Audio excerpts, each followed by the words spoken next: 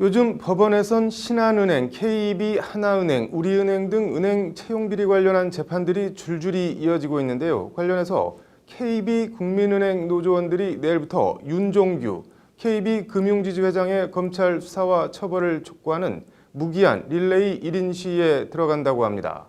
국민은행에선 무슨 일이 벌어졌던 걸까요? 은행 채용비리 사태 면죄부 사례 선구자라는 비아냥까지 나오고 있다고 하는데 어떤 내용인지 김정래 기자의 심층 리포트 보시겠습니다.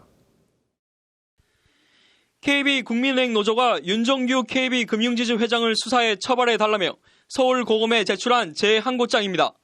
재항고 취지는 윤종규 회장이 은행 업무를 방해하고 남녀고용평등법 등을 어겼다는 내용입니다. 사건은 지난 2015년으로 거슬러 올라갑니다.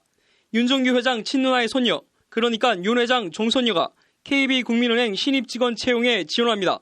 1차 전형에서 840명 중 813등을 한 윤 회장의 종손녀는 그러나 마지막 3차에선 4등이라는 우수한 성적으로 최종 합격합니다.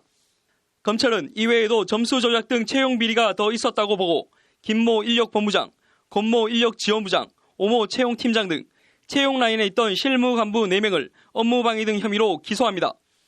그러나 정작 813등에서 4등으로 성적이 수직 상승에 합격한 종손녀를 둔 윤종규 회장은 기소 대상에서 쏙 빠집니다. 윤 회장은 검찰 조사에서 청탁 지원자들의 명단을 채용팀에 전달한 것은 인정한다면서도 합격 여부를 알려달라는 취지였고 성적을 조작하면서까지 합격시키라는 취지가 아니었으며 성적을 조작한 사실도 알지 못한다고 진술한 것으로 전해졌습니다. 이에 검찰은 윤 회장의 관련성을 찾기 어렵다며 증거 불충분으로 기소조차 하지 않은 겁니다. 법조계에선 속아 웃을 일이라는 극단적인 반응까지 나옵니다. 회사의 일반적인 그런 의사결정이 실무자 차원에서 이루어질 수 있는 게 아니거든요. 특히 채용 의사결정이 이게 이런 식으로 얘기하는 게 사실은 설득력이 별로 없다. 저희는 그렇게 보는 것이죠. 좀 수사를 더 열심히 했어야 되는 거 아니냐. 사실상 최고위층의 지시로 간주하지 않았다면 일선 간부들이 뭐 때문에 이런 무리수를 뒀겠냐는 지적입니다. 실제 검찰에 기소된 인력본부장 등은 모두 지난달 1심 선고 공판에서 징역 1년에서 10개월에 집행유예 2년의 유죄를 선고받았습니다.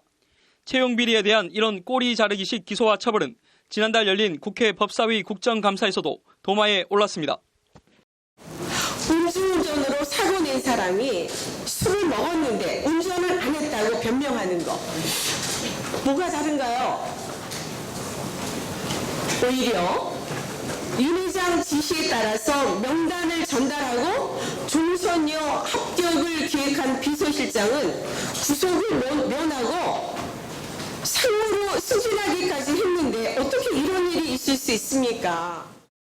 이에 따라 KB국민은행 노조는 내일 서울 서초동 대검 앞에서 윤종규 회장에 대한 검찰 수사와 기소를 촉구하는 기자회견을 열고 무기한 1인 시위에 들어갈 예정입니다.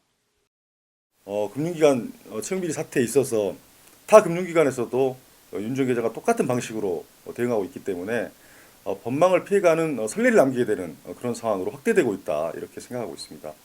이대로는 금융기관 채용비리가 그늘릴 수 없습니다. 실제 김정태 하나금융지주 회장 역시 유사한 취지 검찰 진술로 법망을 피해갔고 채용비리 혐의로 재판에 넘겨진 하명주 KB 하나은행 행장, 조용병 신한금융지주 회장 등도 모두 결과만 알려달라고 했지 채용비리를 지시한 적은 없다는 논리로 재판에 임하고 있습니다. KB국민은행 노조는 내일 대검찰청에서 기자회견을 열고 윤종규 회장에 대한 불기소 면죄부를 철회하고 철저한 재수사에 돌입해야 한다고 촉구할 예정입니다. 법률방송 김정래입니다.